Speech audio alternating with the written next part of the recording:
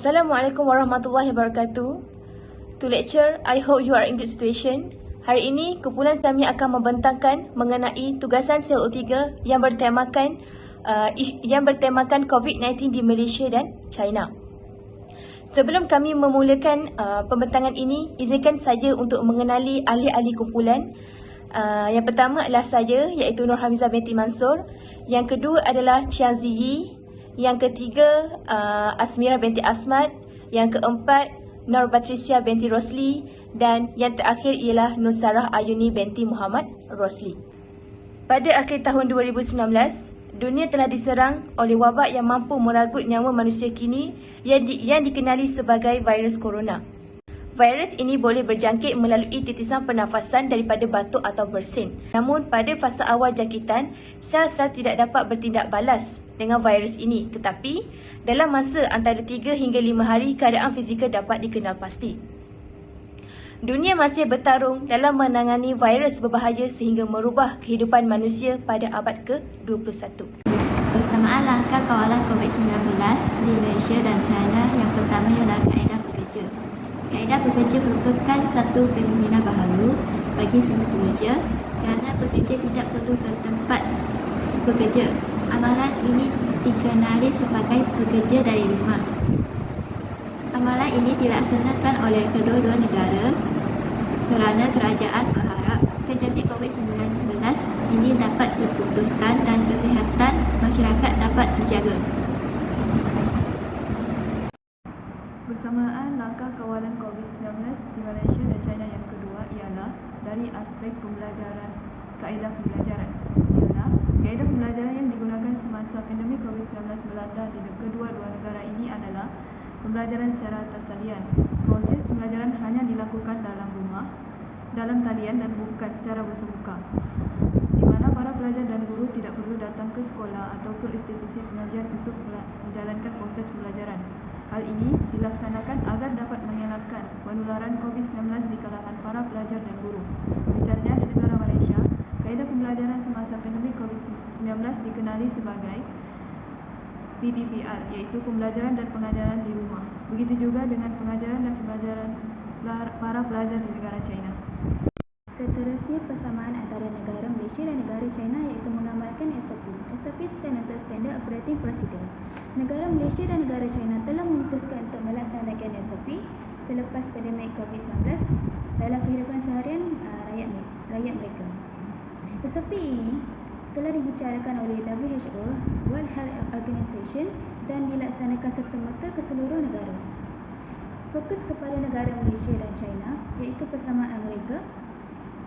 Mereka wujudnya perintah berkurung ataupun kuarantin diri di rumah selama 2 minggu selepas disahkan mendapat virus COVID-19.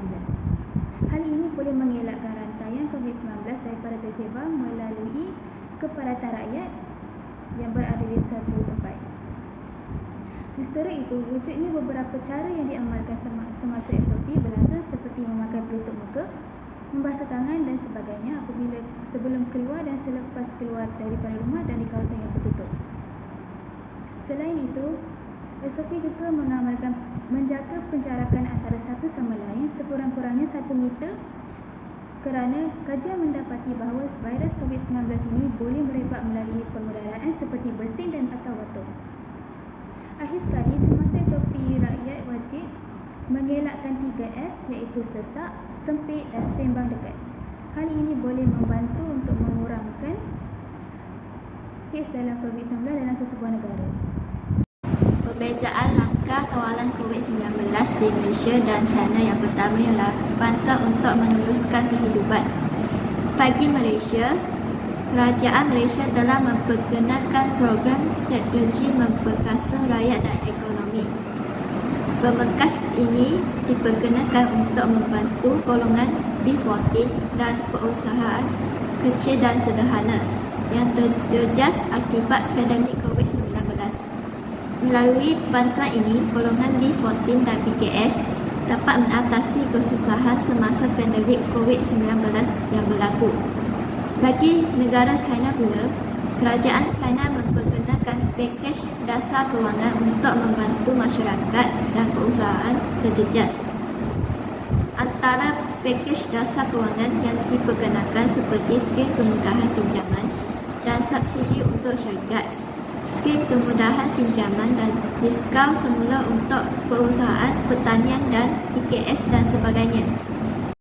Perbezaan langkah kawalan COVID-19 di Malaysia dan China yang kedua ialah hukuman melanggar peraturan atau prosedur operasi standard iaitu SOP, di mana terdapat perbezaan dasar dari kedua negara ini dalam memberi hukuman kepada rakyat mereka yang tidak patuh pada SOP yang telah ditetapkan. Misalnya, di negara Malaysia sahaja, berdasarkan paparan di E-Warta Persekutuan menerusi Ordinans Darurat Pencegahan dan Pengawalan Penyakit Berjangkit Pindaan 2021 yang telah diwartakan ini akan dikuatkuasakan kepada masyarakat di Malaysia. Contohnya, apabila individu dan syarikat melanggar SOP, akan dikenakan kompaun maksimum dari RM1,000 sehingga RM10,000.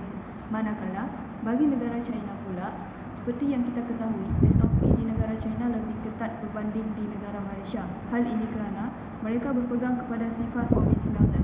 Oleh itu, berdasarkan kajian kami dapati China akan memberi hukuman kepada rakyat mereka yang tidak mematuhi SOP dengan denda seperti penahanan 10 hari dan denda $100 bersamaan $78 atau denda sebanyak $200,000 atau bersamaan dengan $31,000.